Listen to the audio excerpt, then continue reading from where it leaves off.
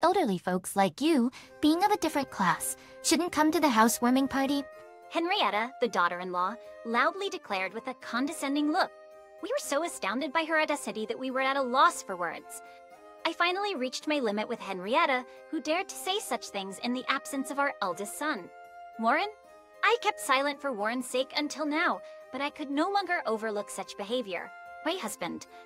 Reagan seemed to share my sentiment at her utterly disrespectful attitude. We exchanged glances, nodded in agreement, and said to Henrietta understood. Satisfied, she smiled and went back to Warren. I am Bridget, 73 years old. Warren is our son with Reagan. Warren was always quiet and not one to assert himself, but he began to come into his own in college after graduating high school. He graduated, got a job, and then one day, he returned home after a long time to introduce someone he was seriously dating. The woman he brought was quiet. She didn't talk much, possibly due to nerves, but her sincerity when it came to marrying Warren won us over, and we happily consented to their marriage. I was so happy at their wedding that I cried. Around 3 years into their marriage, during Christmas, we'd let them spend their first married Christmas alone, so this return was particularly anticipated. I was looking forward to spending time with Henrietta when Warren and his wife arrived. I greeted them warmly. Henrietta, initially shy, gradually relaxed, lounging in the recliner by the fireplace in the living room. She seemed to get along well with Reagan, and I was secretly relieved. As it got dark, I stood up to prepare dinner, and Henrietta offered to help in the kitchen. As I was thinking of what she could help with, an unfamiliar voice said, "It's called, 'This house is too cold.'" I was the only one in the kitchen with Henrietta, but the voice, while similar to one I knew, was lower and harsher than usual, and I couldn't understand it. Turning towards Henrietta in disbelief, I saw her rubbing her hands together with a look of discontent I had never seen before. When our eyes met, she didn't even try to hide her displeasure and said in that same unhappy tone, "I hate old houses like this." I really didn't want to come, but Warren insisted. "It's just too cold to bear." I was stunned and speechless at her words, so different from the cheerful chatting just moments ago. She was now venting her bad mood at me without any restraint. As I stood there bewildered, Henrietta snorted and looked down on me, saying,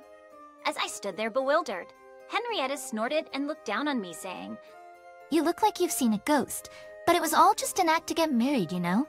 Now that we're married, I'm tired of it. Anyway, hurry up and get ready. I'm hungry. Henrietta, seemingly annoyed by my stunned silence, gestured towards the stove and spoke dismissively. Flustered, I hurried to obey, probably more shaken than I realized. Once I started moving, Henrietta did nothing but dictate, not lifting a finger to help. She kept complaining about everything, criticizing my methods, yet she did nothing herself.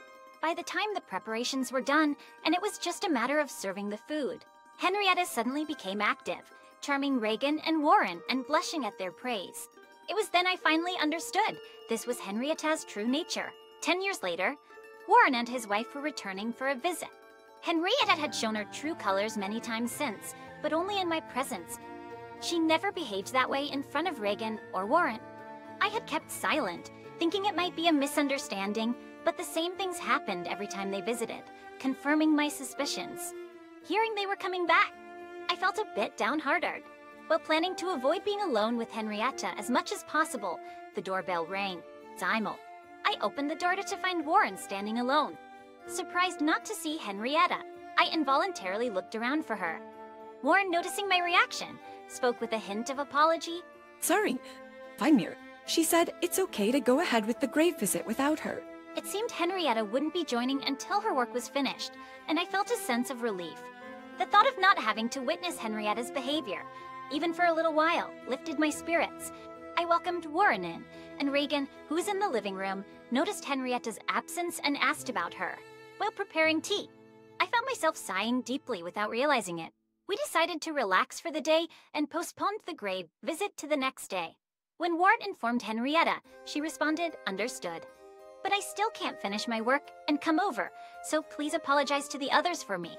Reagan laughed it off as unavoidable, but I couldn't help feeling that Henrietta just didn't want to attend the grave visit.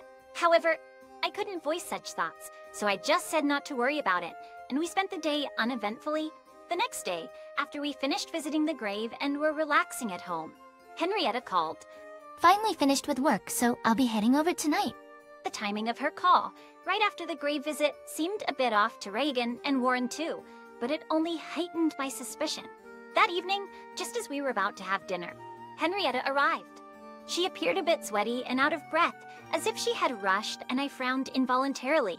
But Reagan and Warren were so pleased to see her that I decided not to say anything. Henrietta, having been freed from work, was told to take a shower first while dinner was being prepared. She complied, looking somewhat apologetic. Just when she emerged from the bathroom at dinner time, she muttered upon seeing the food on the tray.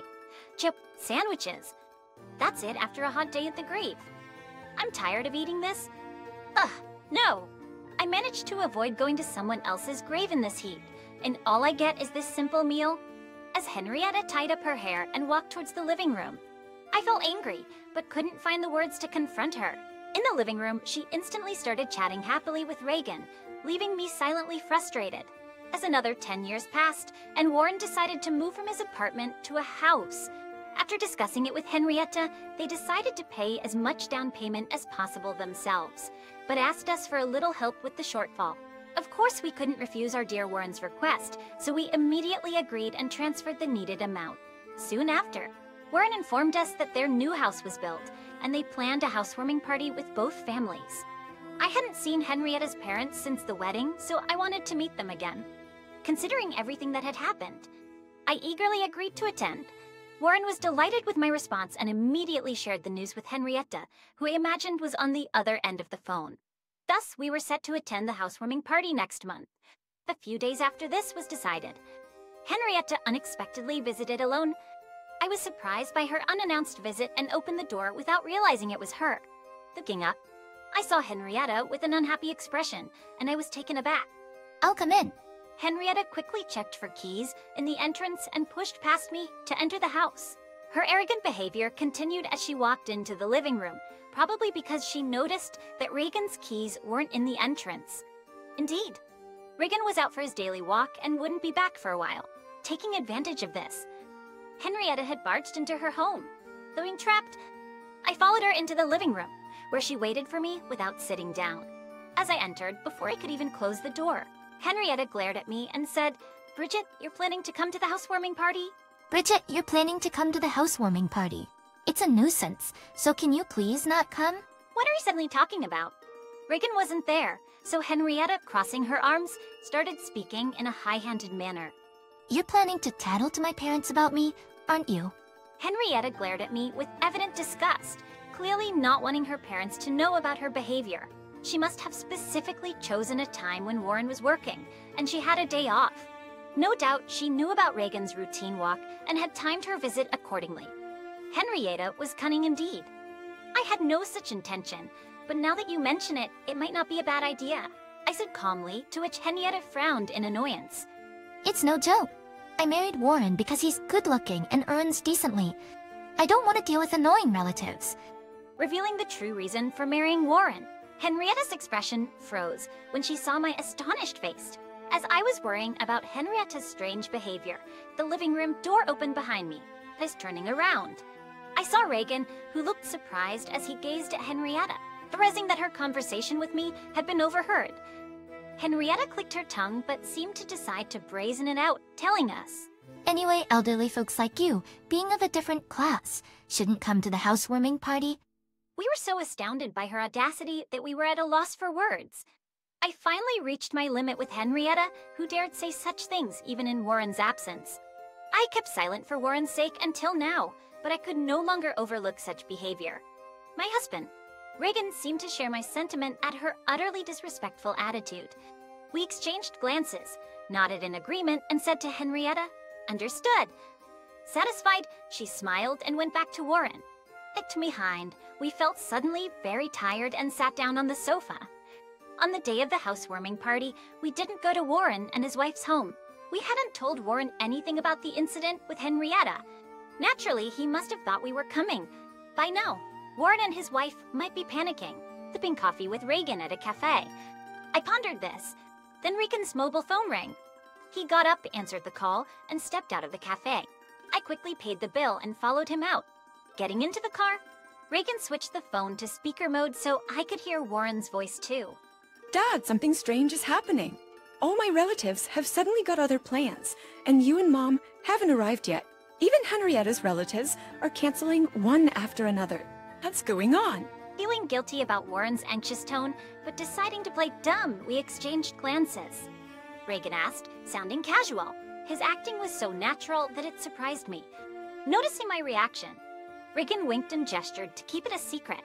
I had to stifle a laugh, covering my mouth. Henrietta is also confused. Oh, another call's coming in. I'll call back later. Be safe coming over. Warren still seemed to expect our visit, making me feel remorseful, but I convinced myself it was necessary to get back at Henriette. Then my mobile phone rang. It was a relative who was supposed to attend today's party. Feeling sorry but chatting for a bit, I was engaged in a long conversation with the talkative relative when Reagan's phone rang again. It was Warren.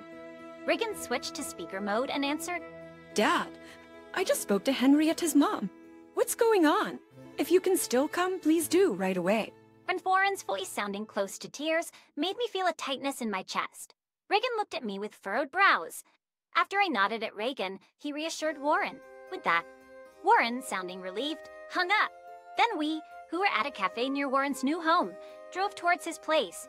Upon arriving and ringing the doorbell, Warren came rushing out to greet us. Behind him was Henrietta glaring at us with furious eyes. Once inside, Warren ushered us to the living room, waiting for us to sit on the sofa. Warren eagerly asked, I didn't expect you to arrive so soon. Where were you? That's going on. All our relatives are angry. Henrietta's relatives are apologizing, and they have no idea what's happening. Calm down. Warren, first of all, congratulations on your new home. I'll explain everything now. Saying that to calm Warren down, I turned to Henrietta, who was silently sitting. You know why we're the only ones here, don't you, Henrietta? What do you mean? Henrietta feigned ignorance, prompting me to sigh lightly before starting. It seems you didn't want us here, but given the current situation, your worries are gone, aren't they? You didn't want us here?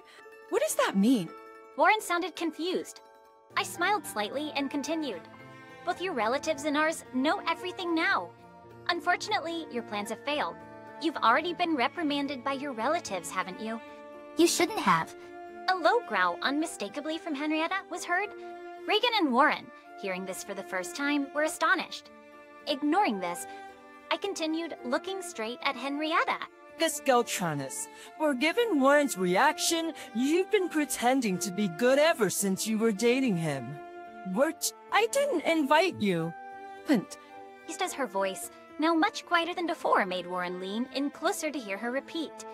Henrietta suddenly raised her head and stood up, starting to yell. I didn't invite you. I told you not to come. Why did you come anyway?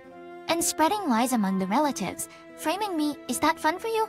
Though taken aback by her intensity. Warren recoiled. I sighed at Henrietta, still insisting she was the victim. Us mobile phones are so handy, aren't they? Henrietta's? Henrietta's.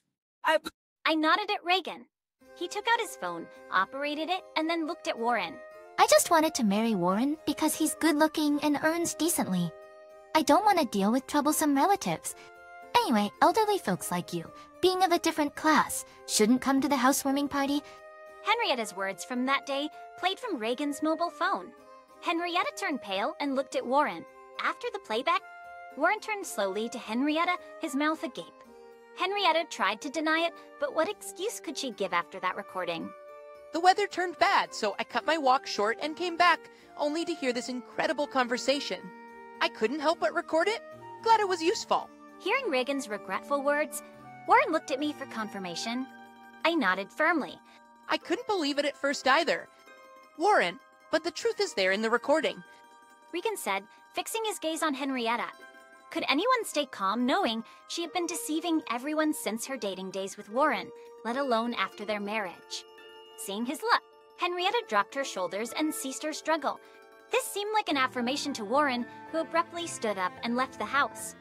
It happened so suddenly that we couldn't stop him, and although Regan hurried after him, he soon returned.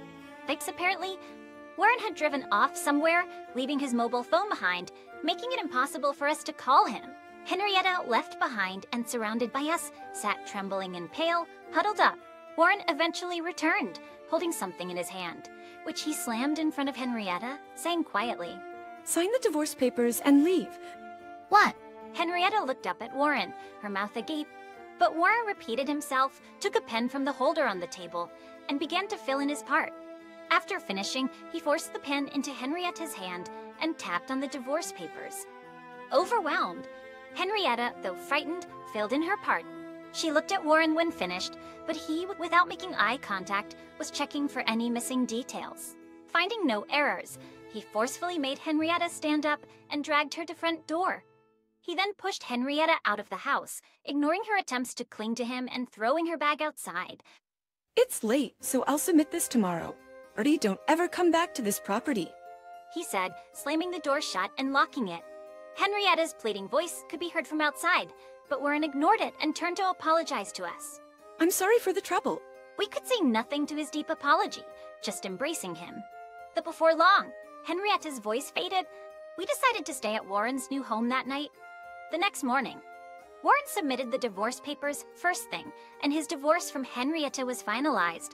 But concerned about his heartache, we chose to stay another night, and that evening, with a somewhat calmer Warren, we discussed everything that had happened. As we recounted the past events, Warren listened with clenched fists. Just Reagan, who was also unaware of these details, placed his hand on my shoulder as I spoke. Then, we revealed the truth about the current situation. After Henrietta had left telling us not to come, I learned that Reagan had spontaneously recorded the conversation. We decided together to inform Henrietta's parents. When we called and explained the situation, Henrietta's parents, initially in disbelief, changed their attitude and kept apologizing after hearing the recorded audio. Angry about their daughter's misdeeds, they intended to tell the relatives who had planned to attend the housewarming party not to go. After hanging up, we discussed and decided to do the same with our relatives. They too were furious and said they wouldn't attend. This is how the current situation unfolded. Hearing all this, Warren's shoulders drooped again. Worried, but unable to do anything, we decided to spend another night. The next day, Warren came into the living room looking relieved and shared what happened the previous night. He had apparently contacted his former in-laws. Henrietta was now at her parents' home, being disowned and facing eviction. They also planned to bring alimony, which would be imposed on Henrietta as her debt. While Warren felt this was not enough, he seemed more settled than expected. After returning home, we immediately started packing up. Our old house, now dated, was set to be handed over. The house was actually being remodeled for us to live in together. Since Warren was at work during the day, the renovations were to take place then. Though costly to modify a newly built home, with some financial gain from the recent events and our help, the decision was made. While waiting for the house's remodeling, we were happily clearing out our old home.